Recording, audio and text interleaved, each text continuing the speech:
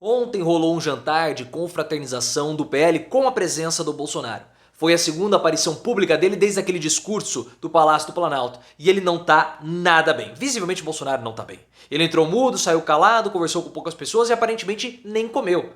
Então aquela história toda de estratégia, de silêncio para desgastar o Lula pareceu mesmo uma fantasia porque bem ele não tá. Agora, quem foi desgastado foi o Arthur Lira, que foi muito vaiado e hostilizado pelos bolsonaristas, sendo chamado de traidor. Eu quero que você coloque nos comentários, você acha que o Bolsonaro tá passando por algum problema de saúde? E você acha que o Arthur Lira traiu os bolsonaristas? O que você achou do apoio do Lula ao Arthur Lira? Deixa o seu like se você gosta de ver o Bolsonaro em silêncio e com medo da prisão. E claro, se inscreva no canal. O Bolsonaro, ele era esperado que participasse desse evento e ele de fato participou desse jantar do PL, um jantar de confraternização que foi organizado pelo Valdemar Costa Neto.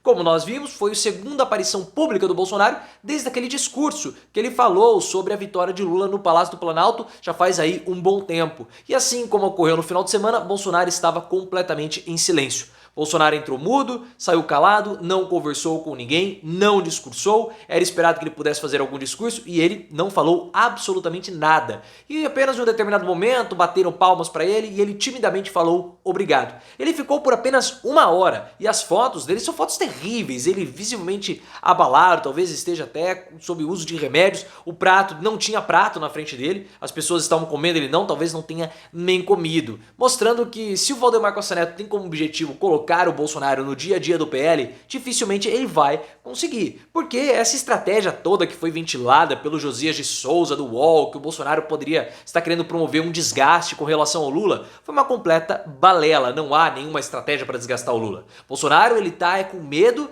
de ter alguma palavra mal interpretada pelos seus ativistas bolsonaristas e ele possa sofrer algum tipo de pressão jurídica ou até mesmo um mandato de prisão contra o Carlos, que você sabe que esse é o grande medo do Bolsonaro. Link aqui no card, porque se o Carluccio for pego, há um efeito em cascata, uma reação em cadeia que toda a família Bolsonaro cai. Então o silêncio dele é medo, não é estratégia para fustigar o Lula. O Lula acaba se desgastando, claro, porque ele vai ser o futuro presidente, o Bolsonaro não está colaborando com a transição, mas não tem nada a ver com o silêncio. Porque a única diferença do Bolsonaro, porque ele estava fazendo antes do que ele está fazendo agora, é o silêncio dele, porque o governo não mudou nada, ele trabalha muito pouco. E agora a única diferença é que ele não fala. Tá? Mas ele esteve presente nesse jantar, está dando indicativos que não vai querer comandar oposição alguma do PL, nem ocupar de fato, de modo mais ativo, cargos estratégicos dentro do partido, porque essa não é a praia do Bolsonaro.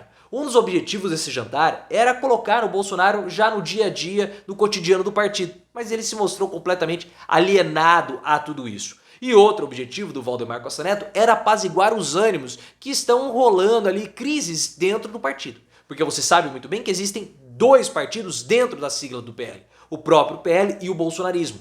Então o Valdemar Costa Neto ele quis mostrar para todos no PL que ele não vai se distanciar tanto assim das pautas bolsonaristas e que o Bolsonaro é um nome influente dentro do partido. Mas se o Bolsonaro não colaborar, como ele não está querendo colaborar, sendo uma figura ativa, não vai fazer diferença nenhuma. E o pior de tudo é que sem o Bolsonaro, fica aí uma bateção de cabeça no PL e novas punições podem ocorrer, porque esse é o grande medo do partido. Ontem mesmo nós descobrimos que houve uma nova punição ao PL por conta daquela situação toda da anulação dos votos do segundo turno. Além da multa, o PL teve as suas contas bloqueadas do Banco do Brasil e o fundo partidário foi suspenso até que o PL pague a dívida. Então, esses bolsonaristas mais aloprados radicais, eles podem prejudicar o partido internamente, fazendo toda essa confusão com o TSE, com o STF, prejudicando assim a estrutura partidária e o bom andamento. O partido vai rachar, porque o Bolsonaro, que deveria tentar trazer algum tipo de coordenação para toda essa galera, não vai trazer. Então, o racha ele é inevitável e vai acontecer quando for a votação da mesa de diretora da Câmara dos Deputados e também do Senado. Mas o Bolsonaro, vocês viram as fotos? Ele tá muito esquisito, muito esquisito. Parece que ele tá de fato dopado. Alguma coisa está acontecendo com o Bolsonaro e para provocar esse silêncio. Eu acho que é um problema de saúde. E você? Coloque nos comentários e, claro, se inscreva no canal. Se o Bolsonaro está tentando fustigar, pressionar o Lula, não tá tão rolando assim por parte dos seus bolsonaristas, dos seus apoiadores bolsonaristas, porque quem foi fustigado foi o Arthur Lira. O Arthur Lira também esteve presente nesse evento do PL, ele não é do PL, ele é do PP, mas isso é candidato à presidência da Câmara dos Deputados de novo. E na hora que ele chegou ao restaurante, ele foi muito vaiado pelos correligionários bolsonaristas. Chamaram ele de traidor, chamaram ele de covarde, falaram que o filho teu não foge à luta, tudo isso por dois motivos. O primeiro motivo é que o Arthur Lira traiu os bolsonaristas mesmo, porque ele não deu prosseguimento à PEC do Xandão, que foi aquela PEC protocolada, a CPI do Xandão, que foi aquela CPI protocolada pelo Marcel Van Hatten, aquele loirinho que tem uma boquinha lá do Rio Grande do Sul, que é um bolsonarista, mas ele é do Partido Novo. O Arthur Lira recebeu o pedido de CPI e falou assim, olha, não dá pra gente tocar isso, porque nós temos uma fila imensa de CPIs e vai acabar a legislatura, volta no ano que vem, pega assinaturas que a gente toca esse negócio, quem sabe, né? Passa o ano que vem. Então todo mundo sabe que não vai virar absolutamente nada dessa CPI do Xandão. Já fiz detalhes sobre isso, link também aqui no card. Só que isso frustrou os bolsonaristas, porque vocês sabem que das grandes questões, um dos principais inimigos do bolsonarismo não é o Lula, mas sim o STF.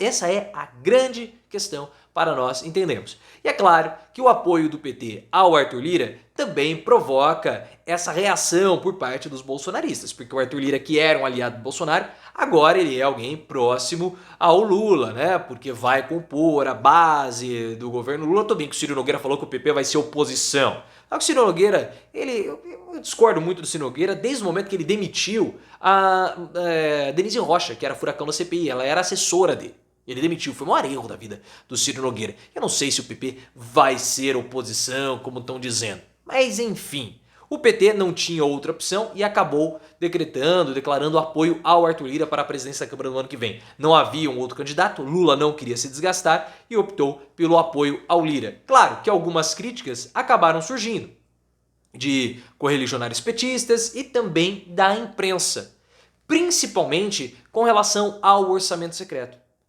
E principalmente também da imprensa de classe média e também da classe média. Eu estou falando de Josias de Souza, Felipe Moura Brasil, que sempre enxergam a corrupção como sendo o principal problema que a política precisa enfrentar. E não é assim. Porque o orçamento secreto, com o Arthur Lira novamente na presidência da Câmara dos Deputados, ele não vai acabar. É uma prática que já está institucionalizada, o legislativo está com muita força para peitar qualquer tipo de demanda nesse sentido, tanto do executivo quanto do judiciário. Então não é uma questão simples de ser resolvida. E outra, o orçamento secreto não é um problema na visão do Lula. Por que não é? Porque não é um problema. O orçamento secreto é um problema para a classe média, para o Josias de Souza, para os Felipe Mouras Brasils da vida. Mas não é para o Lula, porque esse não é um problema real do Brasil. O problema real que nós temos hoje é a PEC da transição. Esse é o problema que o Lula quer resolver. O Lula precisa aprovar a PEC da transição. E vai fazer os esforços possíveis dentro das 4 linhas para ter a PEC da transição aprovada, porque é necessário que o Bolsa Família de R$600 seja aprovado agora, já em 2022, para que comece a ser depositado na conta das pessoas que mais precisam em 2023, em janeiro. Então esse é o problema do Lula, conseguir melhorar a condição de vida da população mais pobre. Esse é o problema fundamental e número 1 que o governo Lula vai enfrentar, e não o orçamento secreto. O orçamento secreto para Lula não é uma questão, mas sim os R$600, porque Lula tem um plano. E se o orçamento secreto, e se o Bolsa Família de R$600 não cair, o plano do Lula vai por água abaixo.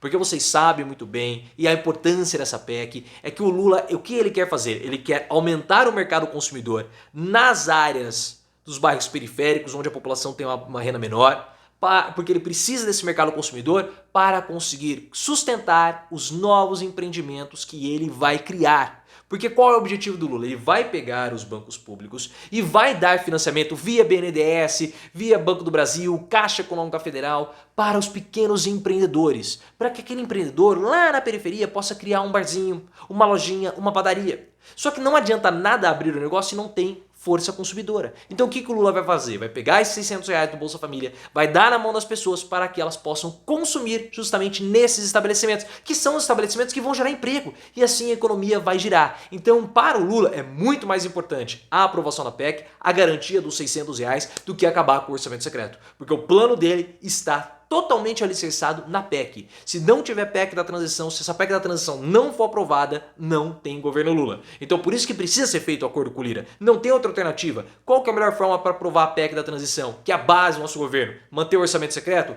Fazer um acordo com o Arthur Lira? Ótimo, vamos fazer. Nós temos que fazer o possível, e isso é política. Vamos fazer o possível, vamos perder aqui, mas temos que ganhar desse lado. Porque sem a PEC da transição não existe governo Lula. É claro que a imprensa de classe média não consegue enxergar, não consegue perceber essas questões que o Lula tanto falou, tanto explicou em vários programas. E eles ainda ficam perguntando qual é o plano econômico do Lula. Esse é o plano econômico do Lula. Ele já falou isso há 2 meses, mas a imprensa não consegue perceber, por isso que trata o orçamento secreto como se fosse uma questão. Mas não é um problema para o Lula, não é um problema para os mais pobres, mas sim para a classe média.